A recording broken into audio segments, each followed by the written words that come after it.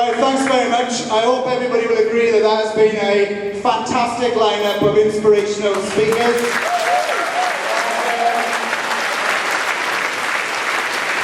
As Jeremy wanted, right across the movement, local community struggles, national struggles. So now it comes for me to introduce the main event. Jeremy's fought his way through 2 meetings to get here, a crowd of 500 outside, and numerous interviews. And as we welcome him to the stage, and as we give him a massive welcome, I just want everybody to think of this.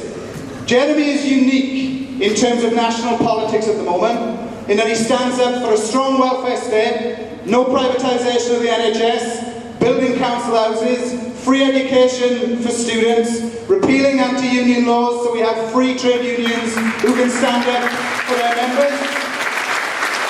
And he's against racism, and he is against war. If you close your eyes and imagine what it would be like if not only Jeremy wins the Labour leadership, but as I said on the radio Friday, will win an election because he'll be far more electable than Ed Miliband because he believes in what he says and people want a radical alternative from what we've been given over the last 10 to 15 years. So, I'm sure everybody will join me in giving a massive, massive welcome to Jeremy Corbyn.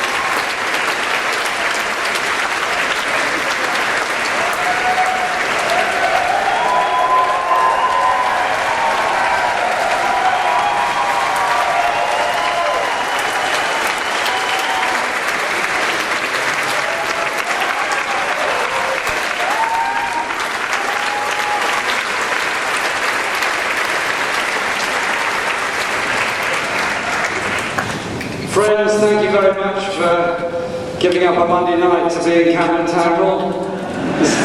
It's very kind of you. And it's an incredible evening when we've had to have overflow meetings in the council chamber, downstairs, and on top of the FBU fire engine outside with the best banner in the world which says, "We're the FBU, we save people, not banks." Well done, the FBU.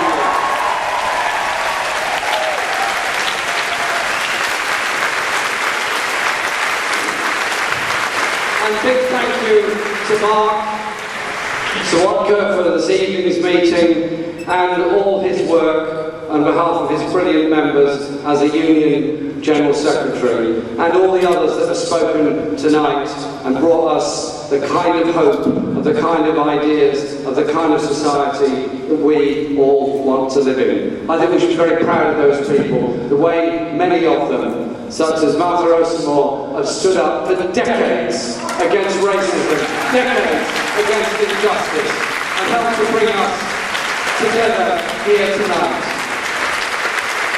This is a wonderful city. London is a truly magnificent city, there's no question about that, and I'm very proud to represent a London constituency. But it's also the most unequal city in Britain, where the richest 1% own a great deal more than the other 99% of the population. Where there are too many children going to bed hungry at night, where there are too many people sleeping on the streets, there are too many people leading a life of destitution, and there are too many luxury mansions kept empty as land banking for somebody to make easy money out of in the future.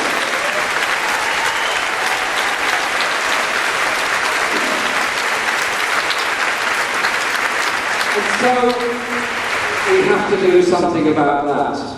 We have to do something about the levels of air pollution. We have to do something about the levels of debt, poverty that so many graduates end up facing because of the debts they leave university with. And so many young people leaving college well qualified, unable to find work. So you have to ask yourselves, what's politically on offer? Now, in the general election, I worked very, very hard to try and get a Labour government elected. I spent time in my own community, obviously, and I'm deeply honoured and very humble at the support that we received in my constituency in Islington North, where we had the largest vote, the largest majority and the highest turnout ever. Probably, and not unconnected, with us saying why I was against austerity and what I thought about the austerity agenda. Because whilst there were good things in the Labour manifesto, and no question about that, there were good things in it, the problem was that underneath it, we had accepted somewhere along the line that the banking crisis of 2008 to 10, which brought down so many banks in this country and so many other places around the world, was brought about by the subprime mortgage crisis, was brought about by greed, was brought about by the lack of regulation, and then somewhere along the line, who's paid the price for that? Who's paid the price? The poorest, who've had their benefits cut, the homeless that haven't been housed, the health workers that have been underpaid, the public service workers that have been either made redundant or had wage freezes, those that have been privatised and handed over to zero-hours contracts, those that have been so grievously mistreated. Was it nurses that caused the banking crisis? Was it street cleaners that caused the banking crisis? Was it the unemployed that caused the banking crisis? Or was it the inability or refusal of governments to face up to a financial system that allowed that crisis to be brought about?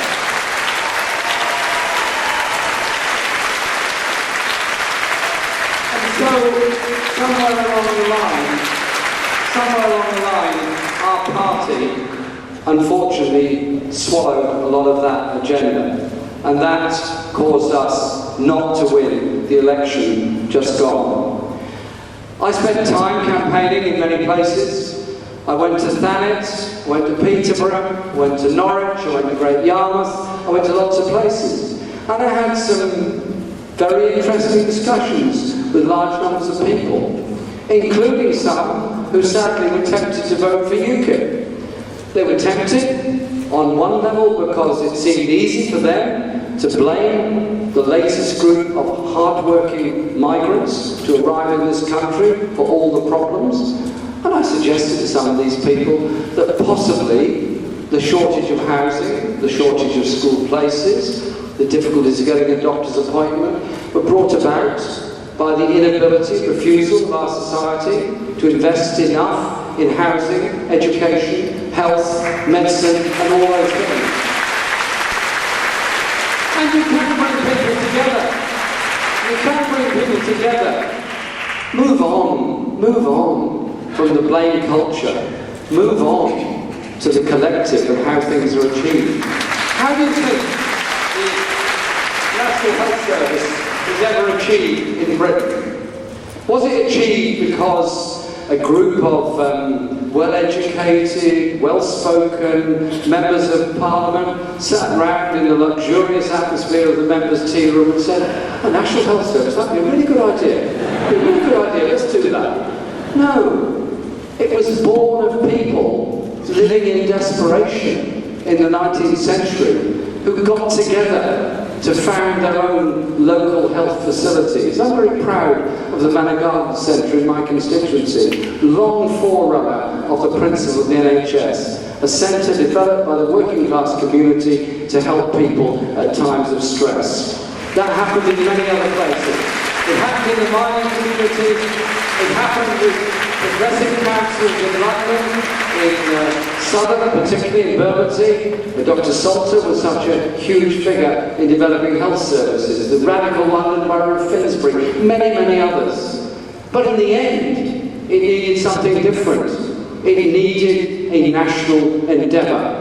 And Aaron Bevan gave us that national endeavour. He made it a national health service, free and appointable for all time, for all people. And when he was asked, near the end of his life, how long do you think the National Health Service will last? And he said, it will last as long as there are folk prepared to defend it. Well, we're going to be there defending the National Health Service. And we're going to stop the privatisation within the National Health Service and learn the lessons of PFI within the National Health Service and the millstone around the neck of every hospital has been built on the PFI.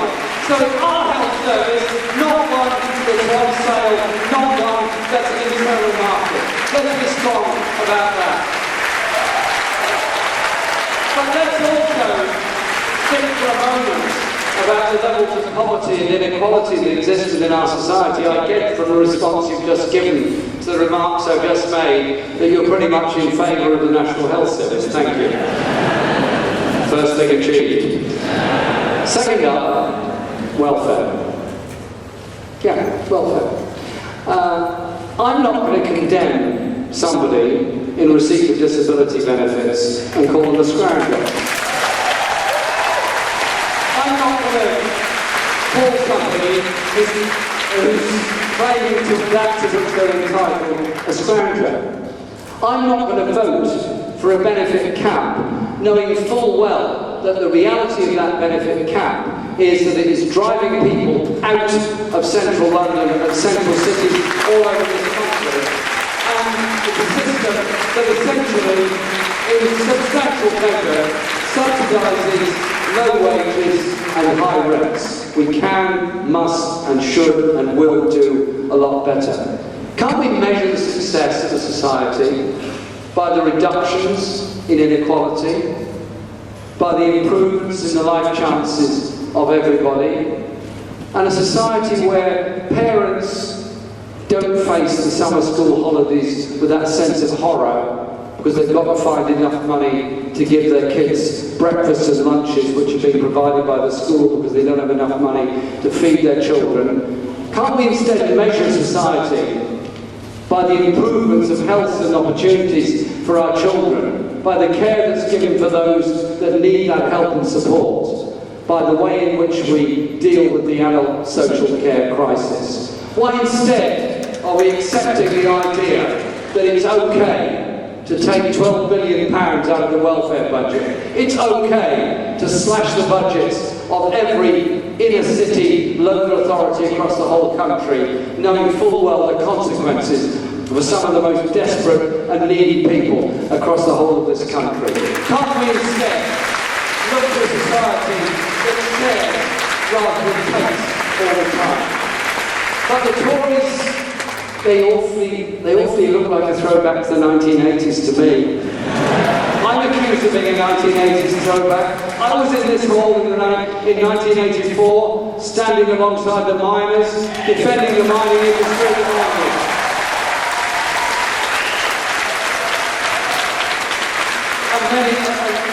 Judging by the appearance of someone you were here with me at that time, welcome back. But welcome also to everyone else that's part of this campaign and what we're trying to achieve here today.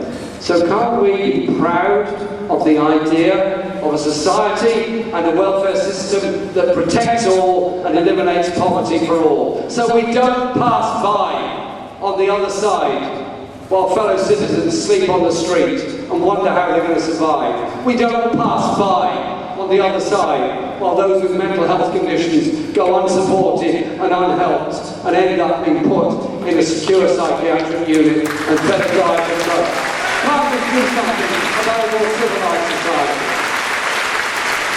But again, back to the 1980s, Margaret Thatcher and the Tories got elected in 1979, essentially on a false promise. Basically, they were selling £10 notes for a fiver, and a lot of people bought into that.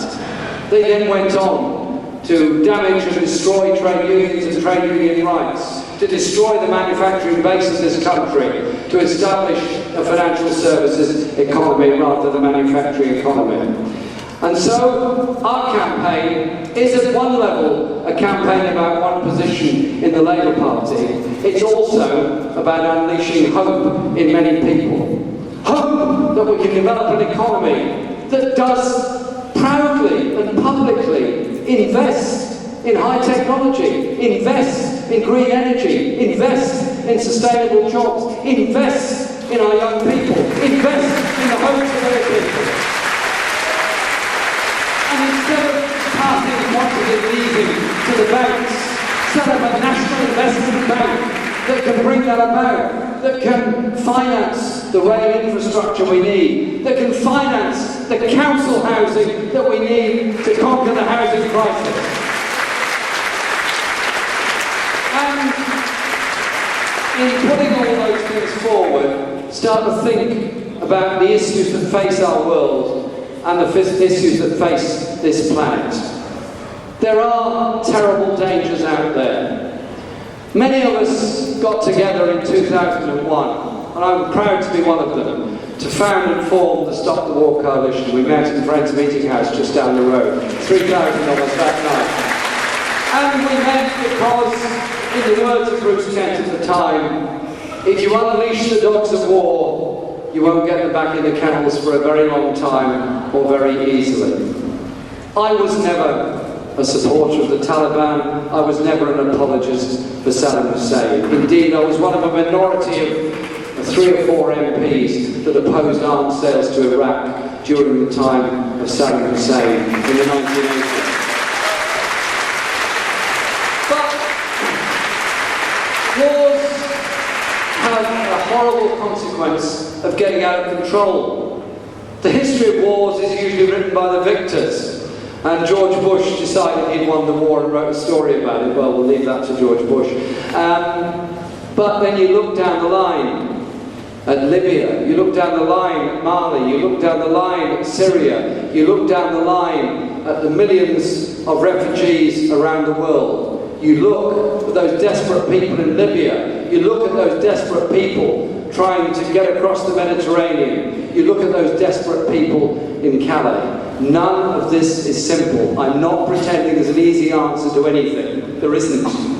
But, and this is a big but, do we approach the issues of the world on the basis of our ability to militarily invade and intervene? Or do we instead approach it on the basis that we're all human beings on one planet? We're all there to support fellow humanity on this planet. And the disgusting language that's been used in the past few days about those people in Calais is totally out of court, should not be allowed. They are people that are victims of a much wider system. And this country, along with every other country in Europe, should play its part in bringing about a humanitarian solution to a humanitarian crisis. And whilst we're on the subject of wars and peace, I've been through the debate about nuclear weapons all of my life. I joined CND when I was 15. I was probably the only member in the small town in Shropshire where I joined, so it was a very easy group to meet. We got along just fine. Why? Do nuclear weapons bring about peace? Does a nuclear explosion anywhere in the world bring about peace? I met the foreign minister of the Marshall Islands, who as a child witnessed a nuclear test in the Pacific, saw his islands and his country used as a bombing range for testing nuclear weapons, and they're still paying the price. They're paying the price with destruction, they're paying the price with cancers. On Thursday, I hope you'll all come. We're going to be in Tavistock Square commemorating Hiroshima and Nagasaki. There are still people suffering from cancers as a result of those nuclear explosions. Is there any moral basis whatsoever for holding and therefore being prepared to use a weapon of ultimate mass destruction which can only take millions of civilians' lives? Or could we do something different and something better? I was in New York for the Nuclear Non-Proliferation Treaty Review Conference in May, and I heard the speeches from all the nuclear powers saying they needed nuclear weapons for their security. And then I heard a speech from Abdul Minty on behalf of South Africa, anti-apartheid campaigner, who said South Africa gave up nuclear weapons so that it could live in peace and in security. They saw their security as being in peace with their neighbours, not threatening. And so this, no doubt, will become a bigger issue both within my party and within the wider public. Fine, let's have that debate. But I say this, those people that work to manufacture nuclear weapons and all the systems that go with it are very brilliant, very skilled engineers, brilliant people. I don't see £100 million as suddenly becoming available to spend on everything else. I see that money as available to rebalance our engineering economy, rebalance the high skills of our economy, so that those skills are not wasted in unemployment. Those skills are not wasted in doing things that are way below the capacity of those brilliant engineers, but investing in a high-skill, high-end engineering economy that can provide the hopes, jobs and prosperity for all, which doesn't involve manufacturing weapons of mass destruction that can only be a danger to the entire planet. Is it a price worth paying? I think it is. The last couple of points I want to make, because we're under lots of pressure of different things to have to do this evening, are quite simply this. Our party, our movement, came about from very brave people. Our history goes back a very long way. The Tolpuddle martyrs who stood up for trade union rights, the Chartists who marched through this very town to go to Westminster to present the Great Charter Petition. And indeed, I have to say very proudly, it was presented by Charles Duncan, the MP for Islington North at the time. And those people were told they were crazy, they were out of time. Indeed, Queen Victoria herself described them as horrid, nasty men, and she didn't like them being in London at all. They achieved a great deal. Maybe not that day, maybe not the next day, maybe not the next decade, but over time, the folklore lives on, the strength lives on. Just as those people dreamt of a society with a National Health Service, just as Mary Wollstonecraft, writing in Newington Green on the rights of women, became the inspiration for the suffragette movement.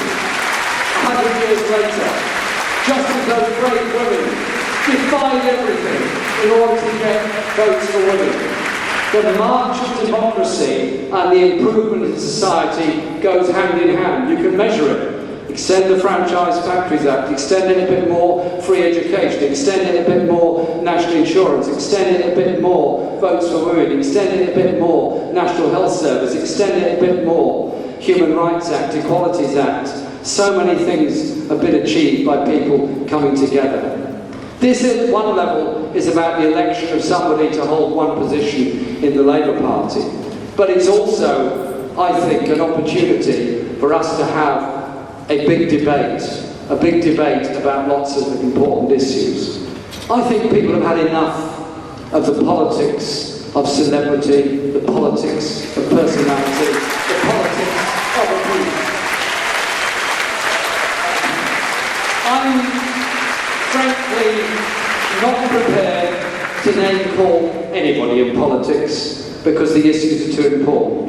I'm therefore totally unmoved by what name calling anybody else does to anybody else. It's a distraction. Why did only 47% of young people vote in the election? Why was the election turnout so low? Because people didn't see enough of an alternative. They didn't see enough of their own lives in what we were offering. And so, whatever the result of this election on September the 12th, we've made a very, very strong point already. We had 1,500 people in Liverpool on Saturday night, crammed into the Adelphi Hotel. It was actually probably more than the fire regulations allowed. We had probably 1,000 people in Birmingham yesterday, all over the country. We're getting these huge gatherings of people. They're young, they're old, they're black, they're white, all ages, many outlooks, many people who've never been involved in politics before. Why have they come together? Why? It's an odd thing to do. Is it because they think that austerity is good for them? That somewhere along the line, the trickle-down theory of giving tax relief to the very rich will somehow or other help the very poorest? Or is it because they want to see something different in our society? Real democracy, where everybody can contribute to that policy discussion. So we don't make policy at luxurious, obscure country hotels at weekends by consensus. Instead, we have what may well be a very gritty debate in a community centre, in a school, in a college, in a place of work, in a canteen, around the water cooler, all kinds of places. And that then informs and expands our minds and brings about some real hope for the future. Those people that are telling us, quite rightly, just how dangerous the environmental crisis is, those people, quite rightly, are telling us just how dangerous it is to develop such a deeply unequal society. They've been brought together in this campaign. Together, we are very, very strong. So after September the 12th, whatever the result, don't go away and say, well, that was a good summer, 2015, couldn't afford to go away, so went to lots of meetings instead. No. Stay together. Stay together to defend what we've got, but above all, stay together to bring about a country that doesn't thrive on inequality and injustice and poverty, a country instead that does genuinely care for all, that does provide public services that are good for all, does expand our economy, and does take back into public ownership crucial monopolies like railways, Royal Mail, and so many others,